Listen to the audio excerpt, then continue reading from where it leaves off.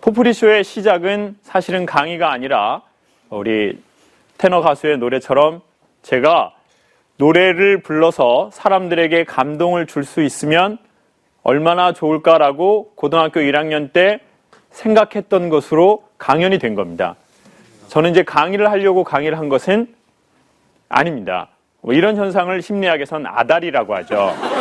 그냥 아다리가 맞은 거예요. 원래 이걸 하려고 했던 게 아닌데 원래는 제가 성악을 하려고 했고 그리고 성악을 전공했는데 성악가로서는 제가 이렇게 자리에 못 서게 된 겁니다. 아시겠지만 저랑 좀 친하게 지내는 분이 이 포프리 쇼에 후원을 하는 포프리라는 회사의 사장님입니다. 그래서 이제 제 신간이 나온 거 아시죠? 네. 제 신간을 사신 분 손 한 번만 들어주십시오. 네. 안 산 것들은 뭔가요? 자, 좋아요. 상처 엄청 되네요. 쇼만 오지 말고 책을 좀 사면 좋겠어요. 그렇게 비싼 것도 아닌데. 자, 그런데 이제 그 책이 딱 신간이 나오니까 당연히 저는 이제 포프리 사장님한테 제가 드리고 싶더라고요.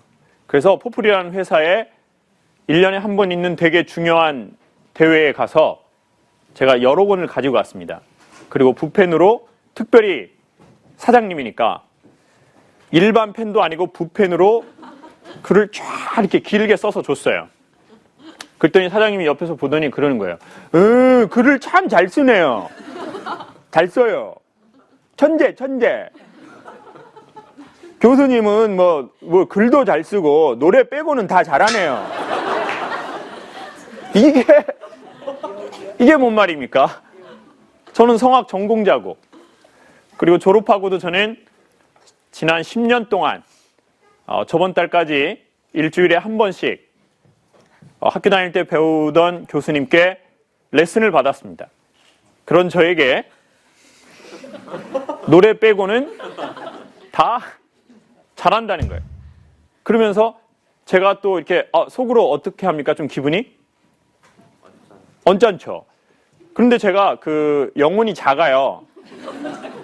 SM, 스몰 마인드예요. 그래가지고 이제 얘기는 못 하겠더라고요. 그래가지고 뭐 웃어 넘겼어요. 근데 이러는 거예요. 교수님, 근데요, 제가 저희 회사 이 전진대회에 노래를 불러주려고요. 직원들 앞에서. 그래서 레슨을 받았거든요. 광주 심포니 오케스트라 지휘자에게요. 2시간을 받았어요. 그런데요, 제가 2시간 받고 알아버렸습니다. 제가 음치박치예요. 노래를 못해요. 그래서 노래 안 하려고요. 그런데 교수님은 10년 레슨 받았는데 왜 노래를 못해요? 이거를 계속 이런 현상을 난도질이다라고 얘기를 하거든요. 그냥 한번 찌른 데를 또 계속 찌르는 거예요. 그래서 제가 솔직히 저는 그 사장님이 그 심포니 오케스트라 뭐 지휘자한테 레슨 받았다라고 할 때도 좀 자존심이 상하더라고요.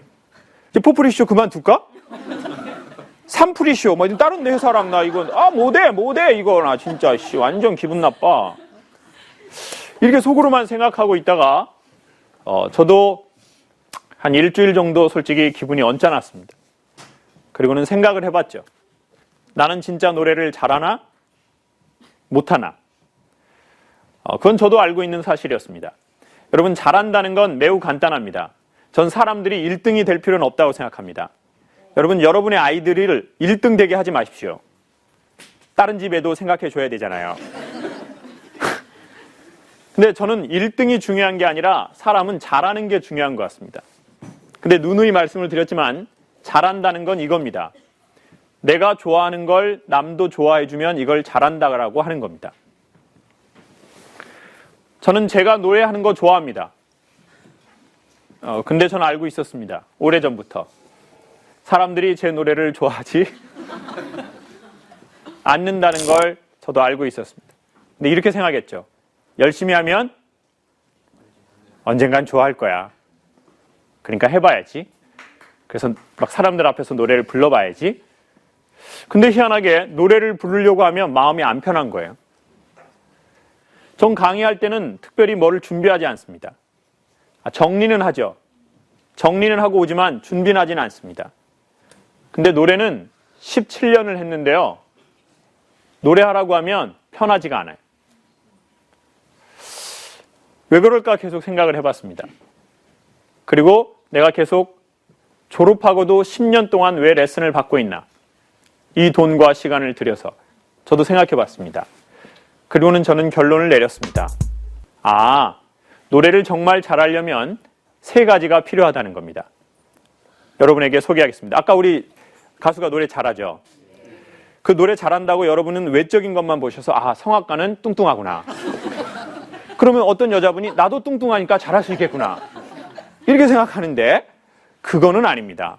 노래를 정말 잘하려면 제가 생각하는 몇 가지의 중요한 거 소개하겠습니다. 첫 번째, 정확한 음정 박자를 알아야 합니다. 그러니까 흔히 말해서 음감이 머리에 있어야 돼요. 음감이. 그리고 두 번째, 성악가들은 주로 외국 노래를 부르기 때문에 외국 노래를 부르려면 뭐를 알아야 합니까? 그 나라 말의 뉘앙스를 알아야 합니다. 그러니까 흔히 말해서 언어를 모르면, 제가 언어를 모르면 이렇게 하잖아요. 그러면 언어 이렇게 하잖아요. 이건 한국의 뉘앙스와 언어의 전반적인 걸 아니까 언어라고 하는 겁니다. 근데 이제 이거를 모르면 그냥 앵무새처럼 따라하는 거예요. 그러니까 노래를 잘 불러서 사람들에게 감동을 주려면 언어를 알아야 합니다. 그리고 마지막으로 뚱뚱한 그런 이런 막 체격 이걸 말하는 게 아니라 노래를 사용하는 근육들이 계속해서 운동선수처럼 훈련되어져야 됩니다. 그런데 저는 이 3가지를 하나도 다 안 하더라고요. 사람들이 제가 강의를 쉽게 한다고 생각하셔서 강사가 되고 싶다고 하는 사람들이 저에게 찾아오는 경우가 되게 많습니다. 그리고는 이렇게 얘기하는 사람이 있어요.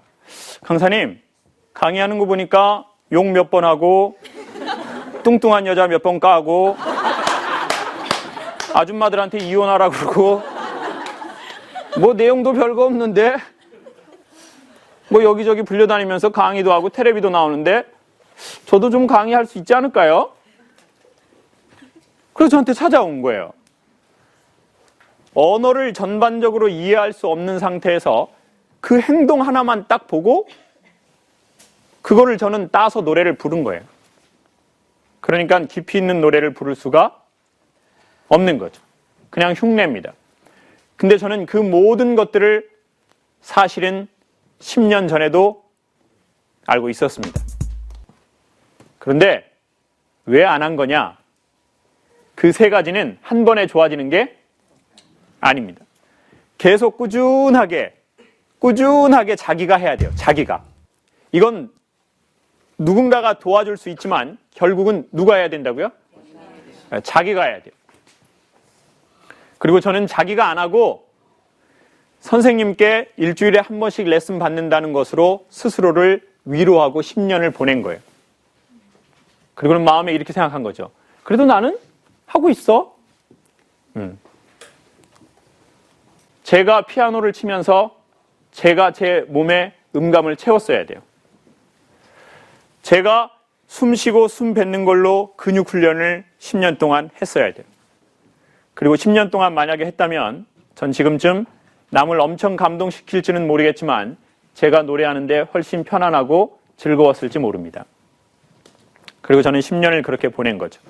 여러분, 부모가 나를 도와줘야 되고 부모가 나를 도와주고 누군가가 우리를 도와줘서 우리는 여기에 왔지만 내가 나를 도와주지 않으면 아무리 하느님이 도와주셔도 그 힘이 나에게 올 수 없습니다. 부모가 아무리 우리를 도와줘도 내가 나를 도와주지 않으면 그 힘이 내 힘화 될 수 없습니다. 부모가 수백억을 상속해줘도 내가 나를 도와주지 않으면 그 돈 다 없어집니다. 그렇지만 저는 그런 돈이라도 받으면 좋겠습니다. 솔직하게. 좀 없어지더라도 한때 있었으면 좋겠네요. 한 100억 정도는. 하느님이 아무리 계시고 부처님의 말씀이 아무리 좋아도 자기가 자기 자신을 도와주지 않으면 하느님하고 부처님하고 누구하고 연결 안 됩니다. 여기에 보면 상처가 보이실 겁니다. 좀 상처 보이시나요? 가까이 계신 분은 18개월 된 딸아이, 아주 위험한 달이죠, 발음도. 18개월 된 딸아이가 손톱이 조금씩 나기 시작했는데 애가 이제 통제할 수 있는 힘이 없으니까 이렇게 하다가 이렇게 양쪽을 이렇게 긁어버렸습니다. 그런데 아이가 18개월이 되니까요, 자아를 인지하더라고요. 그래서 이렇게 물어봤어요.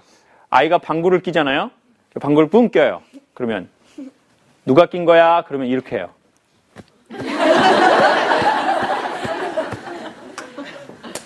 아빠 얼굴에 이거 누가 했어? 그러면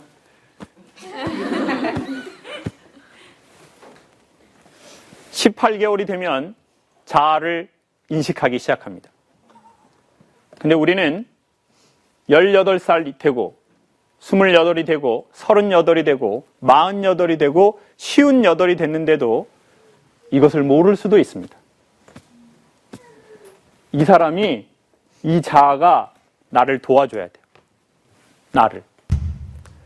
근데 저는 그렇게 안 도와주고 10년을 스스로를 위로하면서 보냈습니다. 졸업하고 다 레슨 안 받는데 나는 힘들게 레슨 받고 있어. 나는 1월 1일에도 레슨 간 사람이야. 그런데 왜 저 모지리 같은 사장님은 나에게 노래를 못한다고 할까? 그리고 상대방을 욕하기 시작하는 거예요. 근데 더 이상 미룰 수 없는 질문이라고 생각이 들어서 저는 그 사장님의 이야기를 듣고 일주일 만에 결정을 해야 됐습니다. 너 그럼 앞으로 노래할 때 진짜 피아노를 하고 근육 훈련도 하고 이태리 말도 배우고 독일 말도 배워서 노래를 할래? 아니면 계속 이렇게 할래? 그리고 계속 이렇게 할 거라면 이제 노래는 그만둬라. 뭐 때문에 이 10년을 붙잡고 있냐? 그 자존심은 뭐냐? 그건 자존심이냐? 아니면 자기 상처냐? 아니면 먼저 우리의 삶을 떠난 우리의 가족들인지, 뭔지, 도대체 우리는 뭐를 10년 동안 잡고 있는 겁니까? 이거를 왜 이렇게 안 놔주는 걸까요? 아니면 정말 그걸 하든 자기가 자기를 도와주든. 그래서 저같이 사는 사람이 제일 불쌍하게 사는 사람이에요. 차라리 안 하는 것도 아니고 하겠다고 하면서 정말 해야 할, 정말 도와줘야 할 자기 자신이 자기 자신을 도와주지도 않고, 그리고는 스스로 열심히 산다고 위로하고 생각하는 거예요. 저는 그리고 결론을 내렸습니다. 이제 성악은 그만둔다. 이제는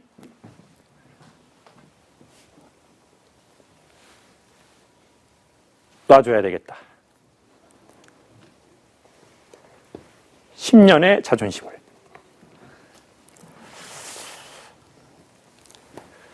여러분도 힘든 거 좀 놔주세요.